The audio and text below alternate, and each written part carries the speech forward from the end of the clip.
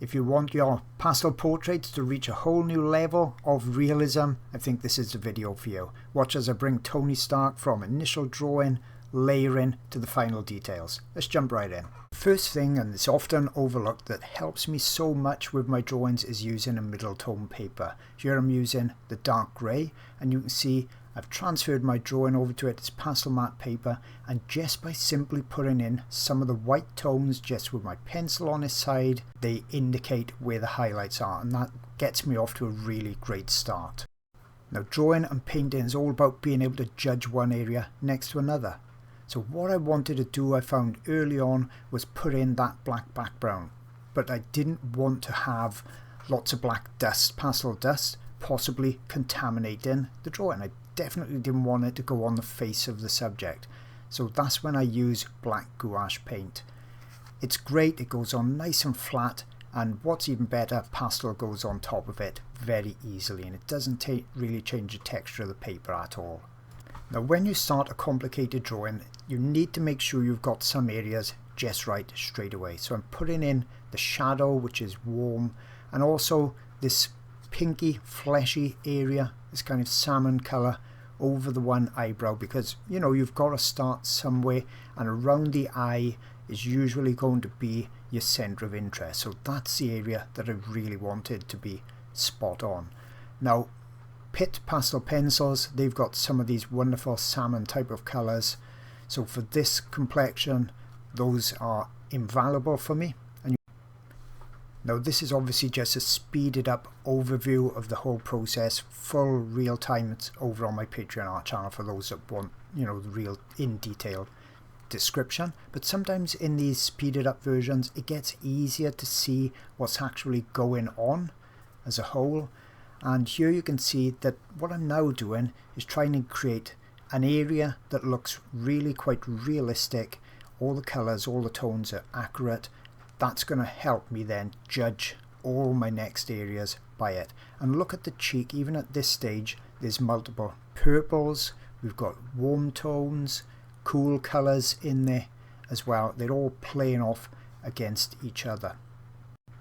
Now, a mistake many beginners and novices make very frequently, whether it's human portraits or animals, is they think there's going to be a colour formula.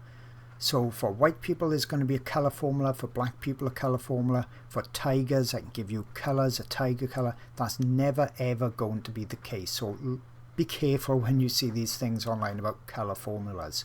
There's multiple layers of colour, especially in human skin. And you can see it on my drawing as it's progressing, and as I'm putting more and more layers on, look how much more solid it's starting to actually appear in the flesh tones. When I start to put the brightest highlight, that side of the face, on, you can see that it's really starting to create that lighting effect. Remember that tonal value from the lightest lights to the darkest darks, that's really what you're trying to match. Colour is definitely secondary. Now, I know my Tony Stark face looks that bit narrower, but I'm shooting my camera from left to right over my head and shoulder to try and get the reference photo in as well. But in reality it is actually exactly the same width. But once again, look, I'm using my pencil on the side. Only when I want fine detail will I actually hold that pencil more like we would when we're writing. Other than that, pencil on the side, putting down just small amounts of pastel at a time. I'm also using the edge of the pencil to blend it. I'm allowing some of that paper texture to show through to create these marks, okay? We don't want a completely smooth surface, then it would look like a waxwork rather than the realistic type of appearance with skin pores and bumps on there that we're used to seeing. Now, sometimes you may want to warm an area up, and look how vibrant that red is that I'm putting on top, and then purple to cool it down in the shadows. You see, paper stump can be used when you want to create a smooth texture, because that really pushes that pastel down into the lower tooth of the paper, creating a more even surface. So when I want that paper texture to look like pores and things like I did on that light side, I don't do that type of early blending with a paper stump. I may use my finger instead.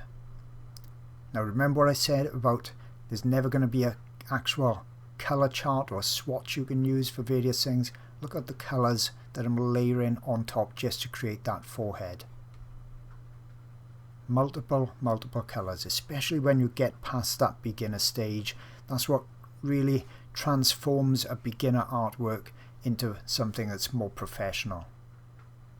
Eyebrows and beards are something you need to be particularly careful of.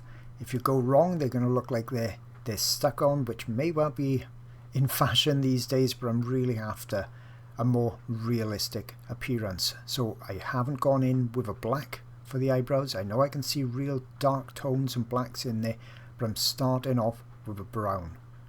And then I can gradually make it darker, soften the edges, make it more realistic.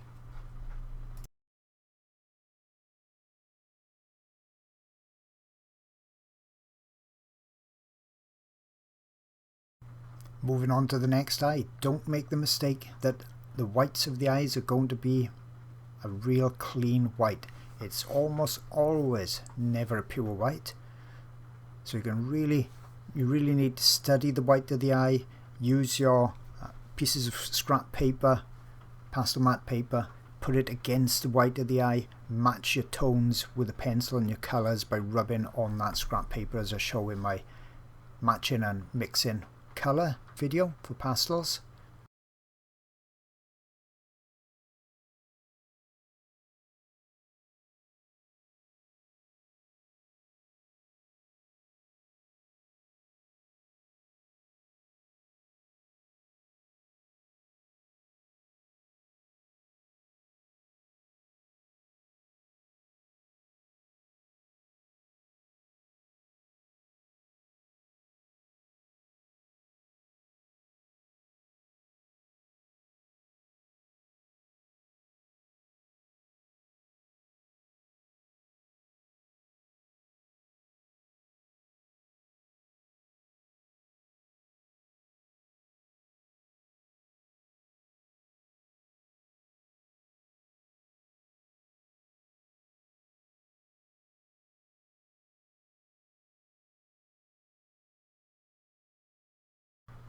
To create that realistic skin texture that, as I said before, will stop it looking like a waxwork and look more like real skin, I've now got to go over very gently, very slowly, creating all that texture, all those little bits of indentations and pores. That's really going to make it look much more realistic.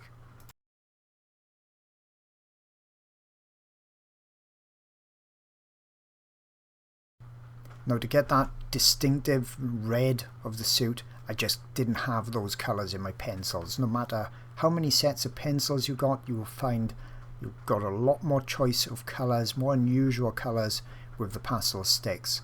So I'd advise anyone to get a small set or a large set, if you can afford it, of Rembrandt pastel sticks. They're my favourite. And if you buy the half sticks, then they're pretty much half the price, so you can get a lot more colours. But as I said, with unusual colours, especially the darks like this purple, that's really where you're going to find sticks advantageous. You're not going to find those colours in the pencil sets. Now remember I said at the beginning that the black gouache was going to accept the pastel on top of it, no problem at all. Well, here we go. I put my drawing to the side because I don't want pastel dust actually falling over the face. I'm working on a board, a magnetic whiteboard that's probably 60-degree angle, so by working this way, that black pastel, any dust will just fall down away from the head. Once again, sticks are superb when you want a solid colour. For the hair, I'm also starting off with a stick because nothing beats sticks for saturated dark deep colours.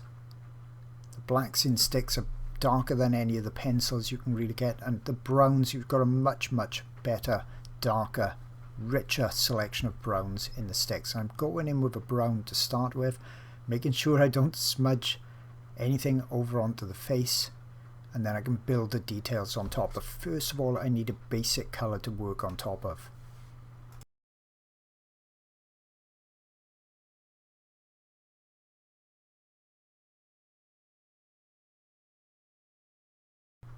Now with that basic dark in place, that's when I come in with my pastel pencils to give me a lot more control over doing direction of hair, or if I was doing an animal, fur, I do exactly the same technique. You can see I've got the glassine paper over the face, protecting it from any potential smudging, and I'm really taking my time as I build up these brown tones. You see the pastel works and goes over the dark nice and easy because I don't have much dark pastel down on there. It's only a very thin layer.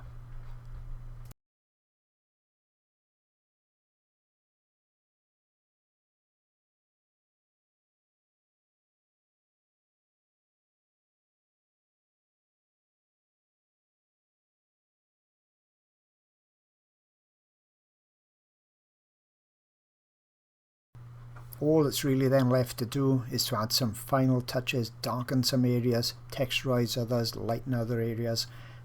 As I said at the beginning, this is only a very short, brief overview of this human portrait. I hope you've enjoyed it. There's a full video on my Patreon art channel and pastel videos. I think I'm getting close to 200 lessons on that channel as well. Hope you found this of use. If so, don't forget, like and subscribe, and I'll see you all on the next video.